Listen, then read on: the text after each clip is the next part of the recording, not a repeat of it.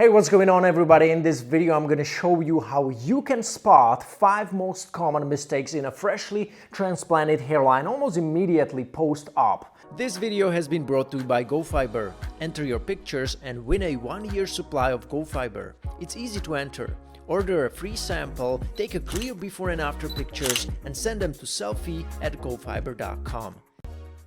Hey, welcome back everybody. My name is Matt and you are watching my hair loss and hair transplant related channel. So if you are new, you are very welcome to subscribe and also get my free ebook, 5 Things I Wish I Had Known Before My Hair Transplant. You can get it on my website or in the link in the description below, or you just go to mattdominance.com. Now, the mistake number 1 in a freshly implanted hairline.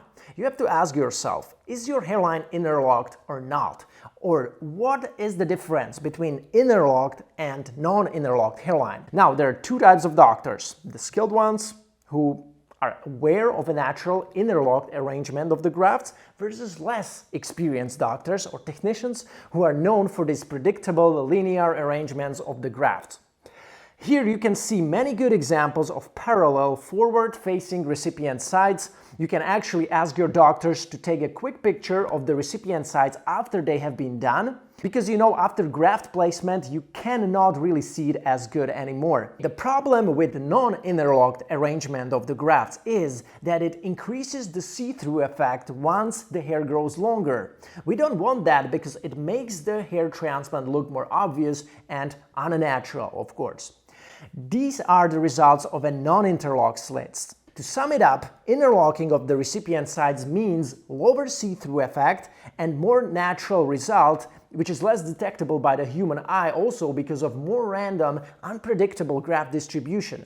On the other hand, by non-interlocking the slits, it's less natural, more predictable, and the pattern can be easily spotted by human eye and it can be categorized as unnatural. Alright, here's the mistake number 2 that you can easily spot on your freshly implanted hairline.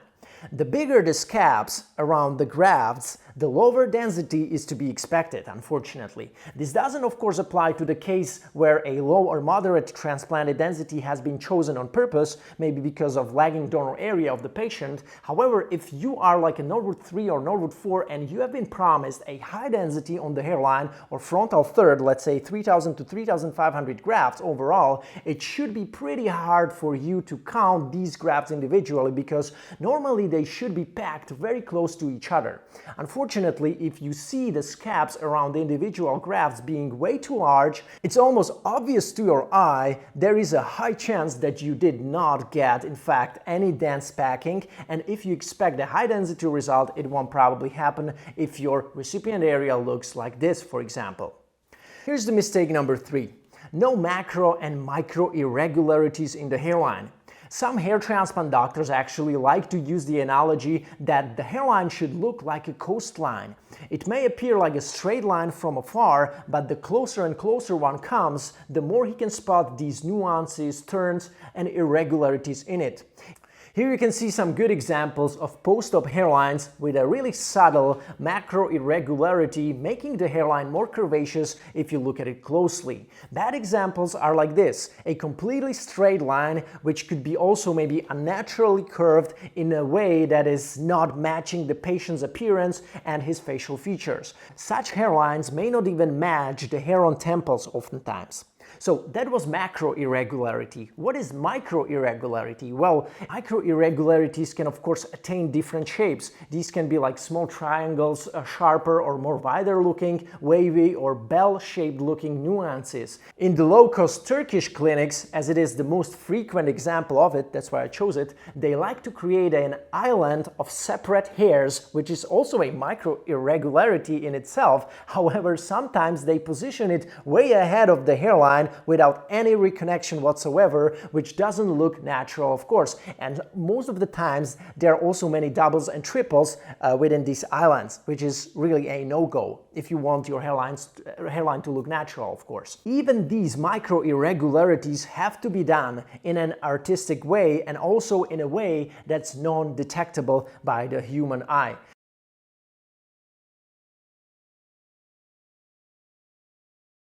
Here's the mistake number 4, guys. Maybe you got a hair transplant and also you got some hair implanted on the crown. And you have to ask yourself whether you can recognize any vertex or crown hair restoration pattern there. By looking at photos like this, it clearly shows you that the doctor doesn't have much clue about how to properly restore the hair on the crown. First, you have to ask yourself, can I spot the center of the whorl where the hair has been implanted on the crown? Whorl naturally occurs by most of men, and it's considered to be the center of the crown area. In cases where patient still has some hair in the vertex area or the whorl is partially preserved, it's easier because the doctor can use this hair for guidance in order to create a natural result on the crown.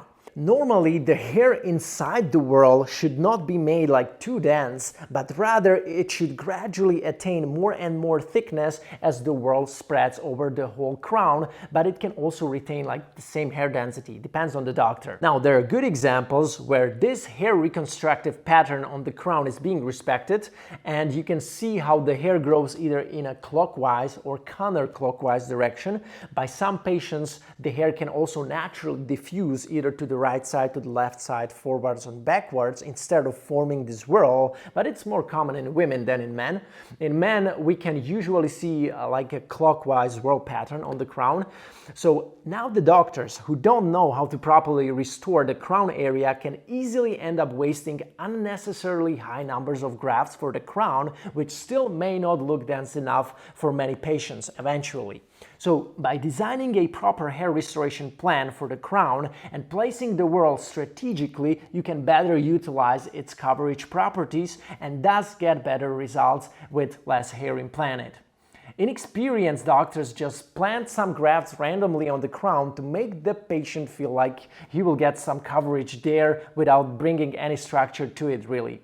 Eventually, it will result in a funny looking pubic hair-like appearance once the hair grows after 12 months or whatever, simply because no proper crown hair restoration plan has been designed to begin with. With a properly designed implantation plan on the vertex, where doctor first defines the center of the whorl with a clockwise or counterclockwise pattern, for example, he pays attention to the changes in the angulation, then even large balding areas can get a natural looking coverage.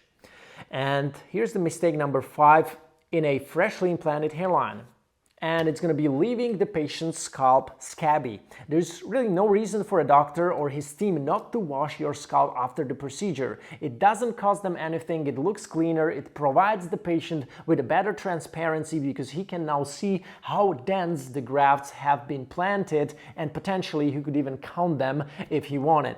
This type of transparency, I mean. So the problem with not cleaning and washing the recipient area properly after the surgery is that you can't see whether the grafts have been properly distributed all over the areas that you desired, okay? Sometimes it happens that under big scabs, there weren't many grafts implanted in the first place.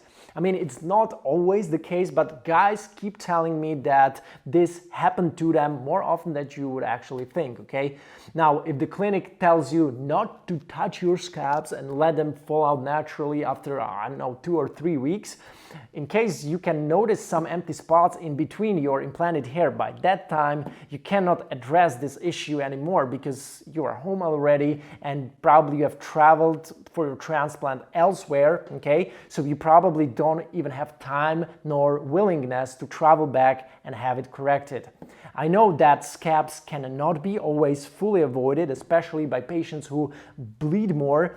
I mean, scabs are fine if they only surround the implanted graft individually, but once they spread over larger areas and create like these different channels, then it can become an issue in my opinion. Alright guys, that was it for this video. 5 mistakes that you may or may not spot in your freshly implanted hairline. Let me know how you like this video. Now, for all you guys who are interested in a hair transplant and seriously considering it in 2020, make sure you sign up for a one-on-one meeting with me, where I usually do the following. Number 1, I review your hair situation and explain what would or would not be possible with your first or next hair transplant. Also, what should be the ideal approach for your hair transplant. Number 2, I provide reliable hair transplant doctor recommendations either in your region or worldwide, doctors known for outstanding work. Number 3, provide you with further assistance after our consultation is over per email, just to make sure that you are on the right track, okay? All right, I'm out of here, guys. Thank you so much for watching, everybody, and I will see you in the next video. I definitely recommend Matt's consultation. He's got a broad knowledge of the industry. He's answered all my questions, given me positive advice. So I've been following Matt for a long time on YouTube. He told me what methods are good, which clinic to go, and everything. Thanks, Matt. I recommend Matt because he visited a lot of clinics and interviewed the doctors, and he backed it up with it. He got really first-hand experience. That was important for myself and for me, why I chose him. First of all, I want to thank Matt for allowing me the opportunity to do a video call so I can ask my questions, and he offered me sincere information and opinions. He gave me an idea about what to expect, what I should ask the doctor more, and it was very informative call. I just had a consulting conversation with Matt, and if I wouldn't do it, I will do all the things wrong. Matt told me, after he saw my situation, he told me all the steps I should take, all the right steps, and I recommend it to all of you if you want to do a heart transplantation.